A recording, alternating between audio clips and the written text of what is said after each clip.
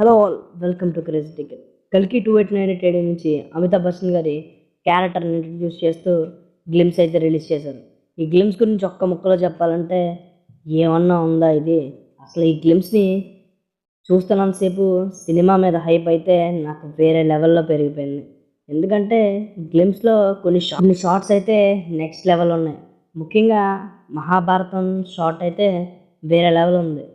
అంతేకాకుండా ఇప్పటి వరకు ఇండియాలో మహాభారతాన్ని రెఫరెన్స్గా తీసుకుని ఎవరు కూడా మంచి సినిమాలు అయితే తీయలేదు. ఇన్ఫ్యాక్ట్ అంతగా సినిమాలు కూడా ఏవి రాలేదు.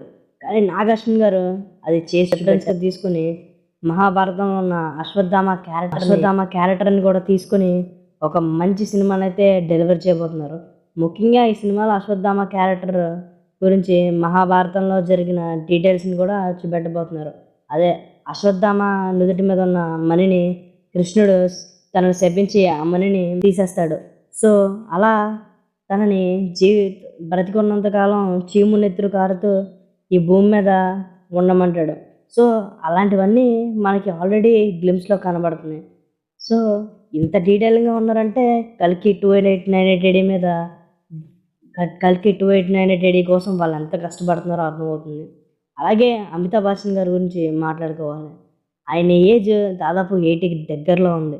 అయినా కూడా ఆయన స్క్రీన్ ప్రజెన్స్ వేరే లెవెల్లో ఉంది.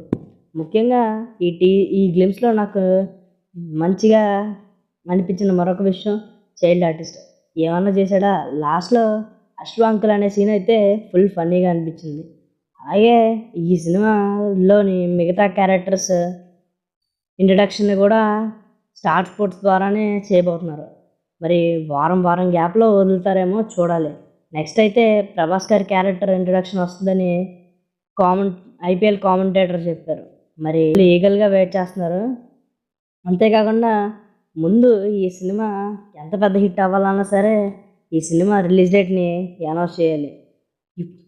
ఎప్పుడు అనౌన్స్ చేస్తారో తెలియదు, కానీ ఆ రిలీజ్ డేట్ వస్తే మాత్రం సినిమా మీద ఉన్న హైప్ నెక్స్ట్ లెవెల్కి వెళ్ళిపోద్ది. ఎందుకంటే గ్లిమ్స్తోనే మొత్తం పాజిటివ్ వైబ్తో పాటు ఫుల్ హైప్ అనేది ఒక్కసారిగా పెరిగిపోయింది. అదే ప్రభాస్ గారు, దీపికా పదుకొనే గారు, కమల్ హాసన్ గారి క్యారెక్టర్స్ని ఇంట్రడ్యూస్ చేస్తూ వచ్చే గ్లిమ్స్ కానీ క్లిక్ అయితే కల్కి 289 మీద నెక్స్ట్ లెవెల్ అంచనాలు అయితే ఉంటాయి. ముఖ్యంగా ఈ గ్లిమ్స్లో మరొక ఇంట్రెస్టింగ్ విషయం ఏంటంటే అన్ని లాంగ్వేజెస్ని వాడుతూ పాన్ ఇండియా గ్లిమ్స్ కింద రిలీజ్ చేశారు. ఇన్ఫ్యాక్ట్ పాన్ వరల్డ్ నుంచి కూడా అనాలి. ఎందుకంటే తెలుగు, హిందీ, తమిళ్, కర్ణాటక, మలయాళం, ఇంగ్లీష్ అన్నీ కూడా ఈ గ్లిమ్స్లో అయితే యూజ్ చేశారు. సో ఇదైతే చాలా ఇంట్రెస్టింగ్గా అనిపించింది.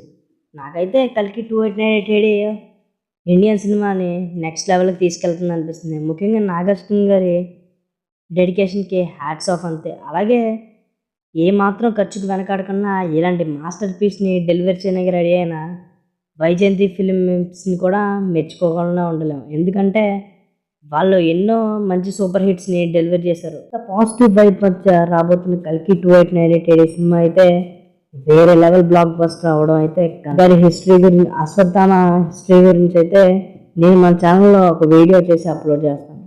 ఆ వీడియోని చూడాలంటే ఇప్పుడే మా ఛానల్ సబ్స్క్రైబ్ చేసుకుని పక్కన ఉన్న బెల్ ఐకాన్ కూడా ప్రెస్ చేయండి.